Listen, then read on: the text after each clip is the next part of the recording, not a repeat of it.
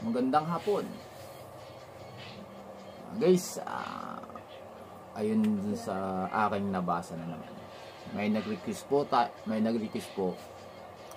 ng sukat ng antena. Guys, wala naman ako nun. So, meron akong i-ano sa inyo na isang manggagawa ko. Sana suportahan nyo po yung kanyang YouTube channel. Marami hong nakakilala sa kanya, kaya lang hindi ho alam masyado kung may YouTube siya. Meron ho siya, si Tito J, DW1YBX. Suportahan niyo po yung kanyang channel para marami tayong matututunan doon. So guys, itong i-discuss niya ay matagal na hong video.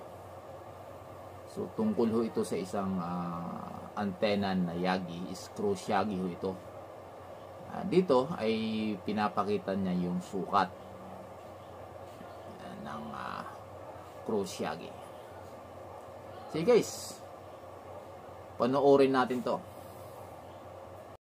3, 2, 1.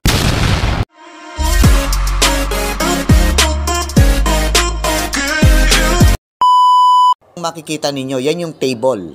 Table 12-1. Cross Yagi antenna element length and spacing.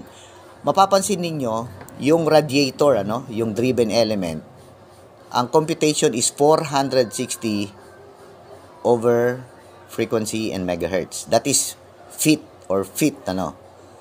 Pagkatapos sa reflector, ang binabanggit ay yung total, yung lalabas na length dun sa 460 over frequency in megahertz plus 0.1, so that is 10%, plus 10%. At dun naman sa first director, mula dun sa length ng driven element ay magbabawas ng 0.05. Ang inire-represent yan ay 5%. Okay? Ngayon, mapapansin ninyo dito sa baba, successive director length from D2 to kung ilan man yon, Okay. So, dito ipinakikita na magbabawas ng 0.01 sa bawat length ng director 1, director 2, director 3, and so on. So, that is 1%. Nire-represent niya yung 1%. Okay? So, ngayon, ay gagawin natin yan. Ano ba yung actual? Pero, dito sa baba, makikita din natin ano yung spacing. Reflector and radiator is 0.2 wavelength. And radiator to first directors and all directors is 0.15 wavelength. Okay? So, ia-actual natin yan. Meron na akong ginawang listahan dito. Susundan na lang ninyo kung paano na-compute yon. Okay? So, eto na tayo. Ayan. Okay. So, gumawa tayo ng sample na ilang element. 1, 2, 3, 4, 5, 6, 7 element cross Yagi antenna for 145 megahertz. Binanggit yung 460 over frequency in megahertz. Ito yon, mga karadyo. So yan, ang lalabas dyan ay feet. Since na ang ginagamit ko ay centimeter, meter or centimeter, ang katumbas nitong 460 para makuha natin yung meter is 140.02 over frequency and megahertz. Ang lalabas dyan ay meter. Para mas specific tayo is gawin nating centimeter. So, ang lalabas ay 14,002. Ayan, kasi dalawang digits from meter para maging centimeter. Kaya ang kukumpitin natin is 14,002 divided by frequency and megahertz, ang lalabas ay 96.5 cm. Yan. So, ulitin natin ha, 96.5 cm. Gagamitin natin yan para makuha naman natin kung ano yung length ng reflector and directors. Okay, so iwan muna natin yan. Ngayon, dako tayo dito muna sa spacing between element. Sinabi na from reflector to driven element, 0.2 wavelength. So, ang gagamitin natin mga karadyo ay kung ano yung talagang speed of light. Ang speed of light in centimeter ay 29,979 over frequency and megahertz. Yung sum niyan, yung pinakasagot diyan, i-multiply natin sa 0.2. O, ayan. 0.2. O, bakit dito? Yung sum kasi, yun yung one wavelength, yung sagot, ano? 29,979 over 145 megahertz. Yung sagot niyan, i-multiply natin sa 0.2, ang lalabas ay 41.3 cm. Kaya ang spacing center to center from reflector to driven element is 41.3 cm. Yung nakakross, yung element na nakakross, hanggat maaari, maximum of 2.54 cm. 2.54 cm. Yun yung 1 inch. Huwag na nating ilayo. 1 inch center to center, yung parehong driven, yung nakakross, yung naka 90 degrees. Okay? Now, ano naman yung spacing between driven element to first directors? Kasi pare-pareho na sila. First to second director, second to third. Sabi 0.15. So, kung uulitin natin yung process na yon na computation, ang lalabas ay 31 cm. Kaya mga karadyo, no, ang nababago lang is reflector to driven element 41.3 and driven element to all directors, lahat ng spacing niya ay 31 cm. Okay, balik na tayo dito sa length ng element. Ang driven element is 96.5 cm. So sabi dun sa table is 0.1 plus 0.1. So ang gagawin natin dito is 10%. So 96.5 times 1.1 or times 10%, mas maganda, times 1.1, ang lalabas is, nagkamali ako kanina sa computation, ang tama is 106.15 cm. Okay, so yan yon. Kumusta naman yung director, yung first director? Yung first director, ang sabi is 5% na mas maiksi. So, paano computation nun? It's 0.95.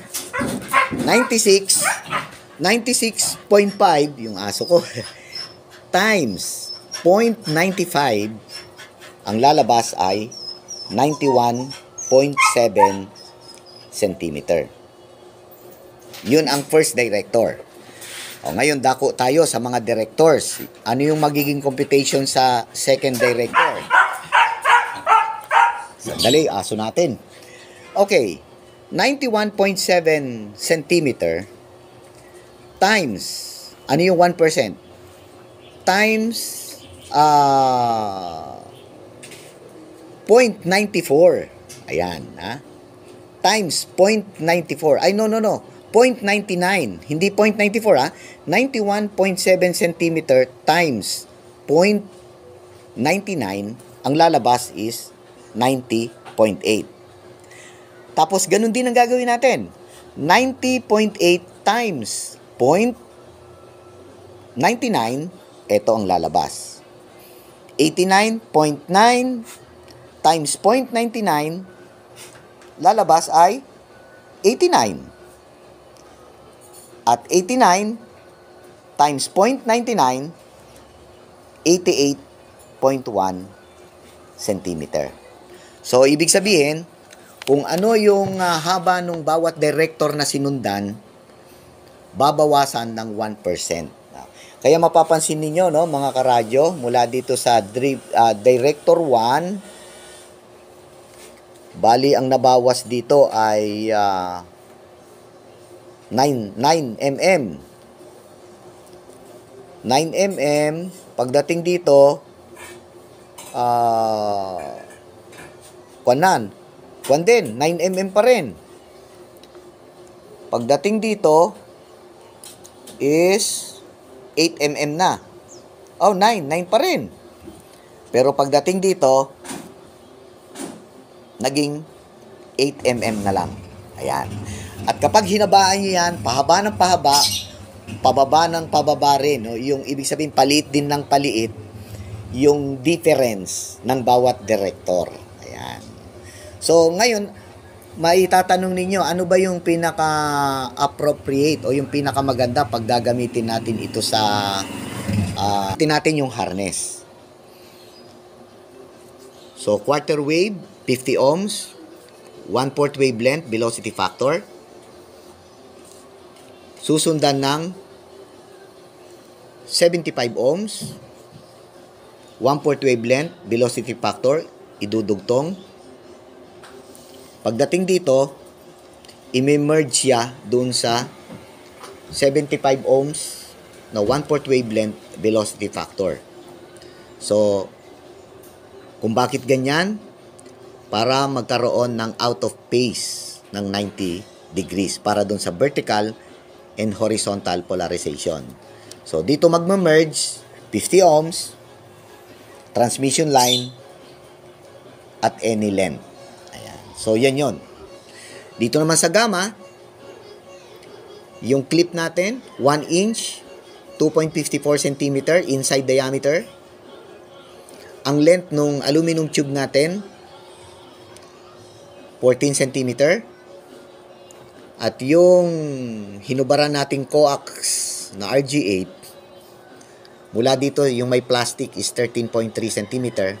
At ito naman ay tansyahin nyo na lang, huwag lang masyadong napakahaba, papunta doon sa center ng SO239. So, ayan, mga karadyo. So, kompleto na yung ating Yun. Ayun guys. At yun na yun ang sukat. Kung gusto niyo gayahin, ayan, sa nag-request na tungkol dun sa sukat ng Cross Yagi. Ayan na. Sana ay gandahan nyo para ika nga ay magaya nyo lahat yung sukat ni Tito J. Siya nga pala guys, huwag nyong kalimutan YouTube channel ni Tito J, DW1YBX, Tito Chari pala, si Chari TV Vlog. Meron pa tayong isang kasama nagraradyo, si LT Green. Suportahan nyo yung channel niya. At may si Katuda Vlog. Ayun. Kung ang call sign si Hagidorn. Ayun. Shout out na lang sa lahat ng aking mga kaibigan. Ano po. So guys, huwag niyong kalimutan mag-subscribe. Bukod doon, yung aking nabanggit, makisuyo na rin po ako pag-subscribe sa kanila. Para kung may mga bago silang video, makikita ho ninyo at suportahan ho natin para ika nga magtulungan. Tinutulungan ko rin yung mga kasama kahit ako'y nasa baba pa. Isa rin ko sa pinopromote ko rin sila kahit papaano yung mga subscriber kung mag-subscribe din sa kanila. Guys, maraming salamat at huwag niyong kalimutan mag-subscribe. At ayun pa pala isa ay Tito Alas. Si Tito Alas nasa taas ho namin na yan. At si Kapitan Alas. Isa din yun. Kung gusto nyo mapanood yung kanyang mga video, so puntahan nyo rin yung kanyang channel. At marami pong salamat guys. Magandang gabi.